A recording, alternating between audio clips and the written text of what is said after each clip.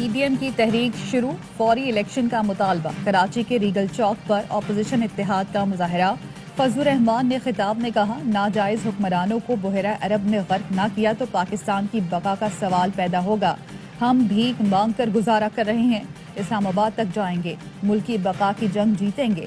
شاہد خاقان نے خطاب میں کہا، آج مہنگائی سے ہر شخص پریشان ہے، پی ڈی ایم کا مطالبہ ہے فوری انتخابات کرائے جائیں، ملک کے مسائل کا حل صاف شفاف انتخابات ہیں۔ مظاہرے میں شریک کارکنان کی مہنگائی کے خلاف نعرے بازی۔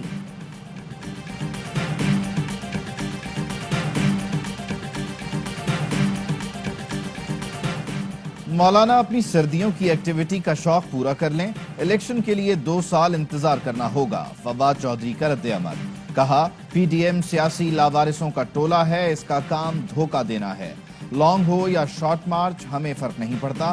فضل الرحمان کی ہر حکومت میں شامل ہونے والی چابی زنگ آلود ہو گئی، آئندہ حکومت انشاءاللہ عمران خان کی ہی ہوگی۔ لانگ مارچ بہت دور ہے، پہلے ہی کام ہو جائے گا۔ پی پی رہنما سید خورشید شاہ کا دعویٰ، کہتے ہیں مجھے وزیر اعظم نہیں بنایا جا رہا، کچھ باتیں بتائی نہیں جاتی، میرے وزیر اعظم بننے سے پہاڑ نہیں ٹوٹ پڑے گا۔ حکومت کے خلاف اپوزیشن ایک پلیٹ فارم پر ہے، حکومت مخالف محاذ بنانے کے لیے مولانا فضل الرحمان متحرک۔ بلاول سے ملاقات کے بعد نواز شریف سے رابطہ، چیئرمین پیپلز پارٹی سے ملاقات کی تفصیلات سے آگاہ کیا۔ دونوں رہنماؤں میں حکومت کو مزید وقت دینے کی حکمت عملی پر بھی غور۔ مولانا نے بتایا کہ پیپلز پارٹی نے مرکز اور پنجاب میں تحریک عدم اعتماد لانے کا مشورہ دیا۔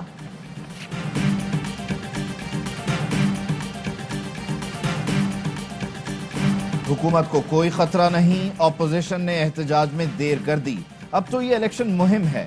دھرنے کا وقت وہ تھا جب فضل الرحمان پہلی بار اسلام آباد آئے تھے۔ وفاقی وزیر داخلہ شیخ رشید کی اسلام آباد میں میڈیا سے گفتگو، کہا ہماری حکومت کا واحد مسئلہ مہنگائی ہے، اس کو ختم کریں گے۔ بولے ٹی ایل پی معاہدے میں جو کچھ ہے چند دنوں میں سامنے آ جائے گا، نئے معاہدے میں شامل نہیں تھا، سعد رضوی کی درخواست پر 2 مرتبہ شامل ہوا۔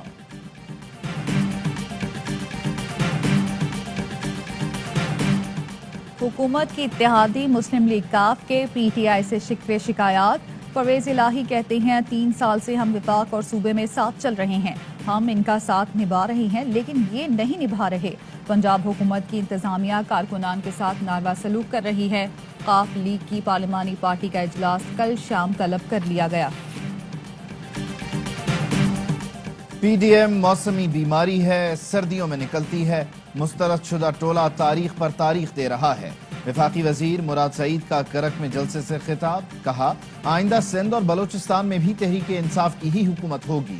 فروخ حبیب کا کہنا ہے اپوزیشن اتحاد سے فرق نہیں پڑتا، اتحادیوں کے تحفظات دور کریں گے، ہم سب ایک پیج پر ہیں۔ وزیر اعلیٰ عثمان بزدار کہتے ہیں پی ڈی ایم جماعتیں ایک دوسرے کے ساتھ مخلص نہیں، ایک جماعت کا بیانیہ دوسری جماعت کے ساتھ نہیں ملتا۔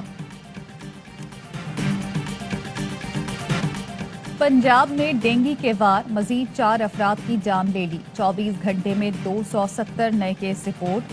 ڈینگی بخار سے بچاؤ کی دوائی پیراسیٹامول کی ذخیرہ اندوزی، لاہور کے میڈیکل سٹورز میں دوائی کے تمام برانڈ نایاب ہو گئے۔ وزیر صحت یاسمین راشد کا کہنا ہے سرکاری اسپتالوں میں دوا وافر مقدار میں موجود ہے، سٹور والے مصنوعی قلت پیدا کرتے ہیں، چھاپے مارے جا رہے ہیں، جرمانے بھی کیے ہیں۔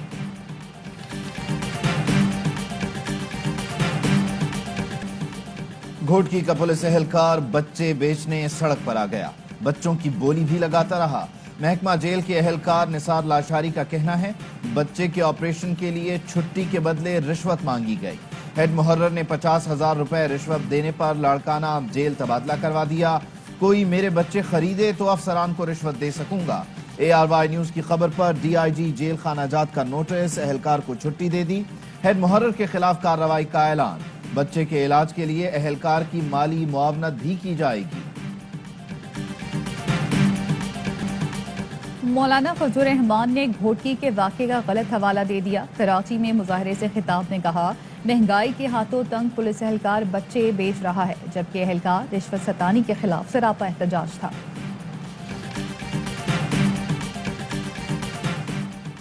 ریاست عام شہری اور مزدور کے لیے سوتیلی ماں بنی ہوئی ہے۔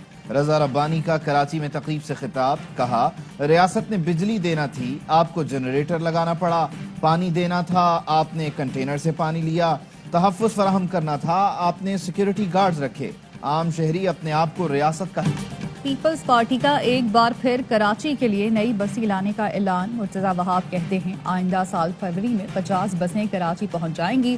کے ایم سی اپنی بسوں کو دوبارہ چلائے گی، خراب بسوں کو نجی سیکٹر کی شراکت سے سڑکوں پر لائیں گے۔ رواں مالی سال 1.5 ارب سڑکوں کی مرمت پر خرچ کریں گے۔ لیاری کی 3 بڑی سڑکیں شارع نور جہاں اور گلبرگ روڈ کو بہتر کیا جائے گا۔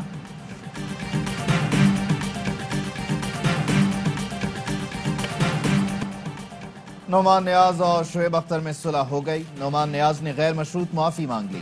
فواد چودھری نے دونوں کو اپنے گھر بلا کر معاملہ حل کروایا۔ نعمان نیاز نے کہا شعیب مجھے افسوس ہے، ٹی وی پر جو ہوا وہ نہیں ہونا چاہیے تھا۔ شعیب اختر نے کہا اسی وقت معافی مانگ لیتے تو بات اتنی آگے نہ جاتی۔ فواد چودھری نے ٹویٹ کیا بات اتنی نہیں تھی کہ اس پر اتنی گفتگو ہوتی۔ سوشل میڈیا اب اتنا بڑا ہے کہ چھوٹی باتیں بھی بڑی ہو جاتی ہیں۔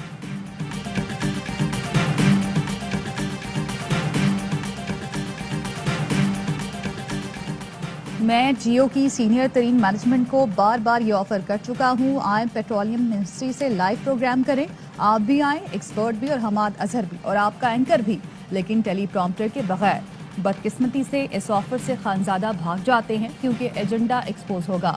شہباز گل کا ٹویٹ، کہا پھر سے آفر ہے لیکن شرطیں 2 ہی ہیں، پہلے کہ پروگرام لائیو ہوگا، دوسری شرط شاہ زیب ٹیلی پرومپٹر پر رٹی رٹائی تقریر نہیں کریں گے، پھر عوام فیصلہ کرے حماد صحیح ہے یا شاہ زیب۔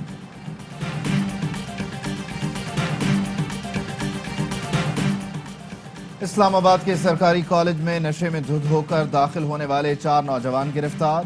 ملزمان میں علی فیضان مرزا، فائز جاوید، حارث اور فیصل شامل۔ ایف آئی آر کے مطابق ملزمان گارڈ سے گالم گلوچ کر کے زبردستی کالج میں داخل ہوئے، اسٹاف اور بچوں کو مارا پیٹا، خواتین اساتذہ کو بھی ہراساں کیا۔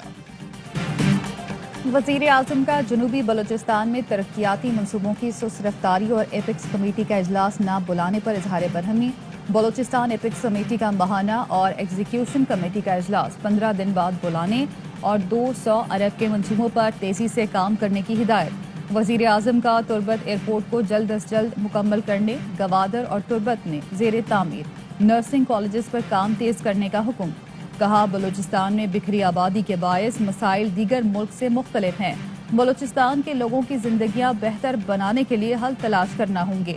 بلوچستان میں منصوبوں کے جائزے پر ہر ماہ اجلاس کی صدارت کروں گا۔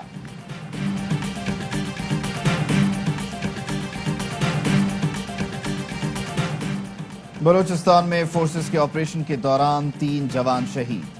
آئی ایس پی آر کے مطابق ہوشاب میں بیرونی حمایت یافتہ دہشت گردوں کی موجودگی کی اطلاع پر آپریشن کیا گیا۔ فائرنگ کے تبادلے میں سپاہی رمضان اور لانس نائک لیاقت اقبال شہید۔ کارروائی میں دہشت گردوں کو بھاری نقصان اٹھانا پڑا۔ ایک اور کلیئرنس آپریشن کے دوران بارودی سرنگ پھٹ گئی، سپاہی انعام اللہ نے جام شہادت نوش کیا۔ آئی ایس پی آر کا کہنا ہے فورسز ملک دشمن عناصر کو شکست دینے کے لیے پرعزم ہیں، بلوچستان میں امن و استحکام اور ترقی کا عمل متاثر ہونے نہیں دیں گے۔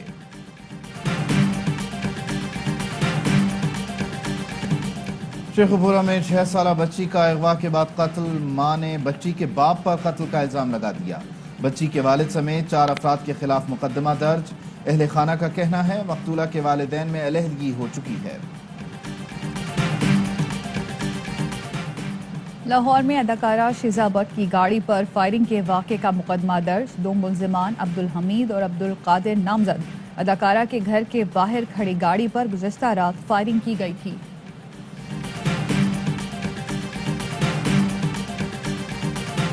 قصور میں ناکے پر گاڑی نہ رکنے پر پولیس کی گاڑی پر فائرنگ، جی پی او نے 5 اہلکاروں کو معطل کر دیا، سب انسپیکٹر، اے ایس آئی اور 3 کانسٹیبل شامل۔ جی پی او کا کہنا ہے فائرنگ میں ملوث اہلکاروں کے خلاف محکمانہ کارروائی عمل میں لائی جائے گی۔ پولیس کی فائرنگ سے نوجوان جاں بحق جبکہ 2 زخمی ہوئے تھے۔ کراچی میں لاوارث لاشوں کی تدفین کے لیے کوئی جگہ نہیں، بار بار اپیل کے باوجود کوئی سنوائی نہیں۔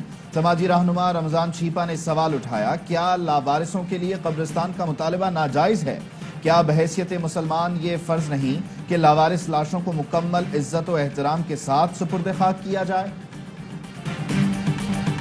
معروف اداکار سہیل اصغر انتقال کر گئے. نماز جنازہ کل بعد نماز عصر لاہور میں ادا کی جائے گی. اہلیہ کے مطابق سہیل اصغر گزشتہ 1.5 سال سے علیل اور 1 ہفتے سے اسپتال میں زیر علاج تھے. سہیل اصغر کا شمار پاکستان کے کامیاب اور بہترین اداکاروں میں کیا جاتا تھا. سہیل اصغر نے لاگ، پیاز، چاند گرہن، کاجل گھر جیسے ڈراموں میں کام کیا.